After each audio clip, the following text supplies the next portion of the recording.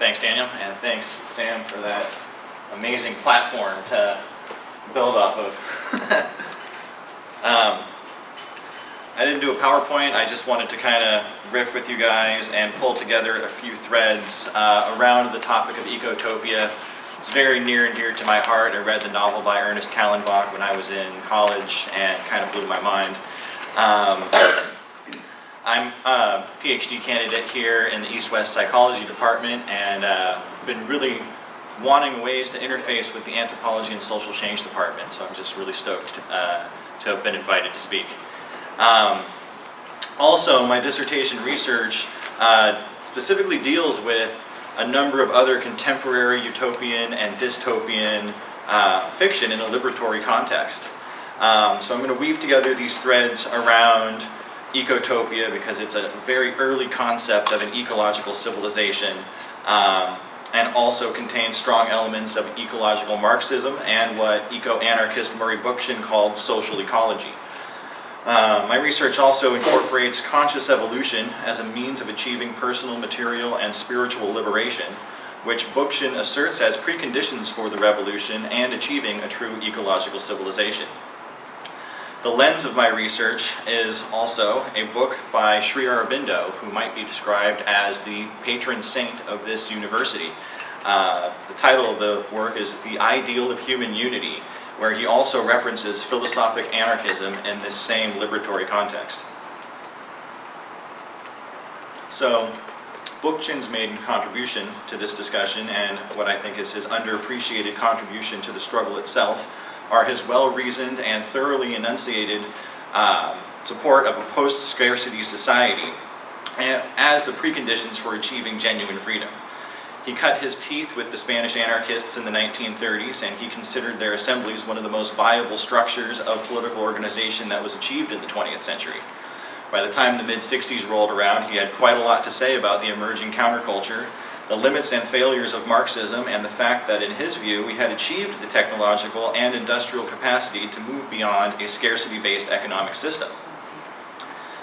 Contemporary Marxism's failure to acknowledge or incorporate this last viewpoint is at the root of why he felt that it remained mired in its opposition to a scarcity-based capitalist economy and ultimately failed as a revolutionary praxis. I would also like to note that it was my Marxist professor in college at UC Santa Cruz, Mike Rotkin, who suggested that I read Bookchin. While Bookchin himself was certain that his work would be erased or ignored by Marxist academics at large. Rereading post-scarcity anarchism 15 years later for this presentation was a profound full-circle experience for me. It not only reminded me of how deeply radicalizing this text was for me, but it also reminded me that nearly all of the technological innovations proposed by Ernest Callenbach in Ecotopia are described by Bookchin, whose text preceded his by nearly a decade. This could mean one of two things: that either Callenbach read Bookchin, which is entirely possible, I'm still working on confirming that, or simply that they ran in the same eco-Marxist circles, which I think is evident by the synergy of their ideas. Either way, this caused me to reevaluate Ecotopia's status as the cornerstone of my research and ask whether or not it was really Murray Bookchin all along.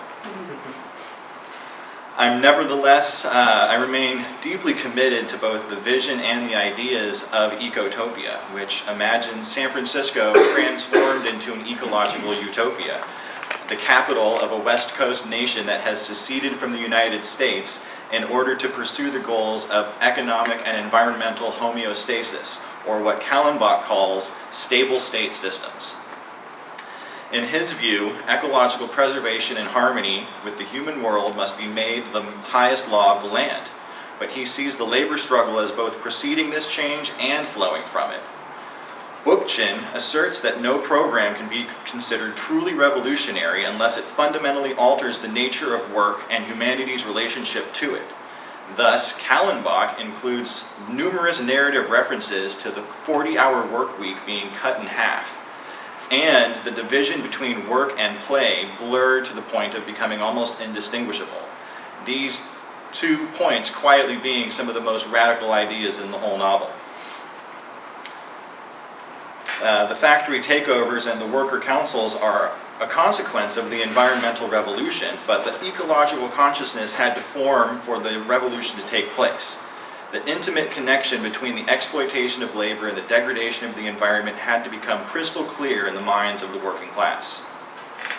Kallenbach paints with pretty broad strokes the 20-year transition period that he imagines has passed between the independence and the setting of the novel in the faraway time of 1999.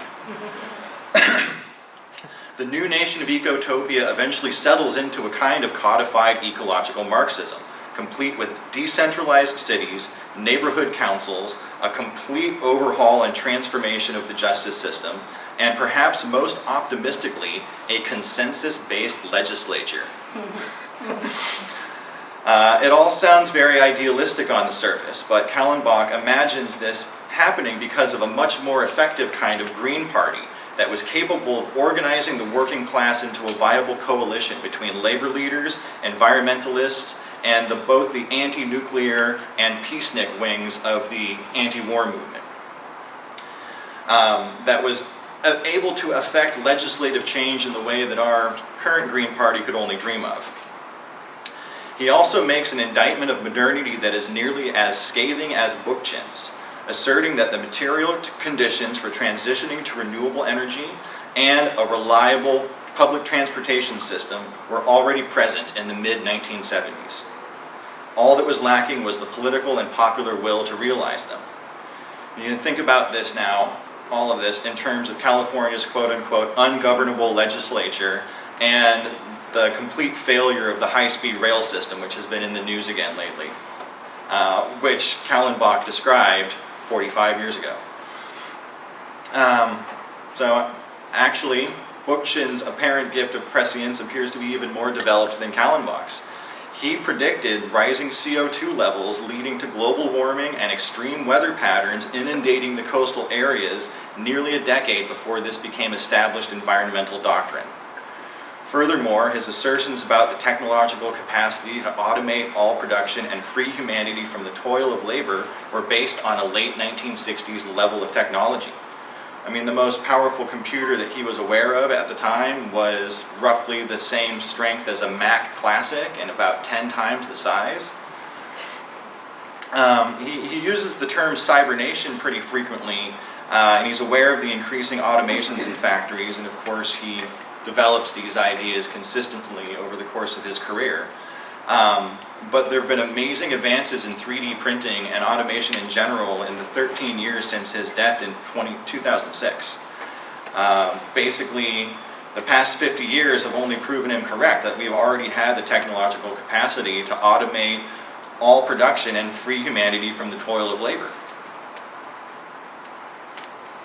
The obvious question being why we haven't done it yet. And basically, as Bookchin also predicted, we're all too busy simply trying to survive. It's incredibly difficult to organize the working class when they're working 2 or 3 jobs just to get by. And we've watched this stagnated earning power of the working class since the mid-70s, while, you know, 1,000-fold increase in CEO and stockholder salaries. Essentially, the jobs are being replaced faster than workers can be retrained for new occupations, and the working class has been hemorrhaging for a long time. Doesn't really seem to be any way of stopping the bleeding. Bookchin wasn't an advocate of technocracy. He was very clear that technology can be a tool of oppression as well as a catalyst for liberation. We've talked about automating the factories, but I haven't mentioned yet the age of digital surveillance. We've seen social media play an essential organizing role in all of the biggest protests of the last decade, and yet it has also been weaponized by political operatives from across the spectrum.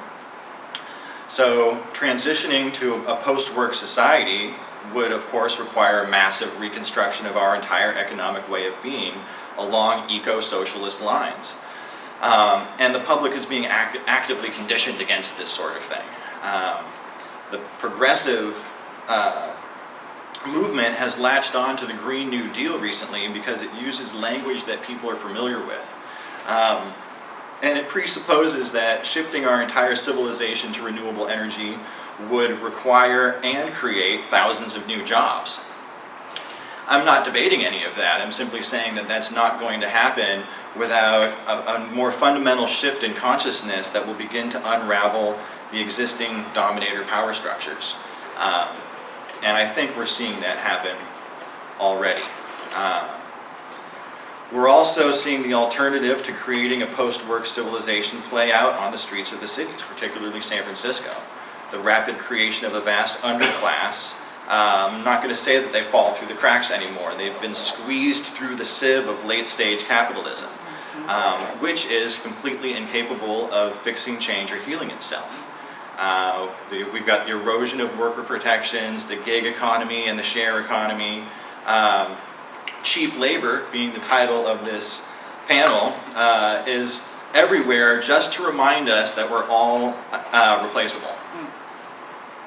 And at the same time, society is forced to constrict its definition of the in-class and expand its definition of the undesirables in order to conserve resources for the propertied class, which is one of the primary pathways to fascism. Having some experience in that department, Bookchin felt it was essential that we preserve the principles of free and spontaneous action and face-to-face contact. He specifically warned us against allowing technology to mediate our personal interactions. And it's not a new idea to say that our isolated lifestyles are reflected in humanity's alienation from nature. Essentially, Bookchin and Kallenbach are calling for economies and communities of human scale that allow for interaction with the natural environment and provide for the basic needs of all their citizens, and supports their artistic and spiritual growth. So I want to close with a couple of quotes from Dr. Haridas Chaudhuri, one of the founders of this university and a student of Sri Aurobindo. In 1974, he wrote, "The widespread discontent of modern youth the world over is a manifestation for the hunger of the soul for authentic, universal spiritual values. It is also authentic and universal spiritual values. It is also an expression of disenchantment with established educational, and I add political, systems, with their overemphasis upon intellectual, vocational, and technological values. Out of the inner anguish of fragmented living, there is a passionate reaching out for wholeness of being. Without the balancing of the intellectual with the emotional, the vocational with the spiritual, and the technological with the humanistic dimensions of human existence, it is rightly felt that man cannot be fully human, nor can he be fully happy without the full flowering of the holistic urge inherent in life."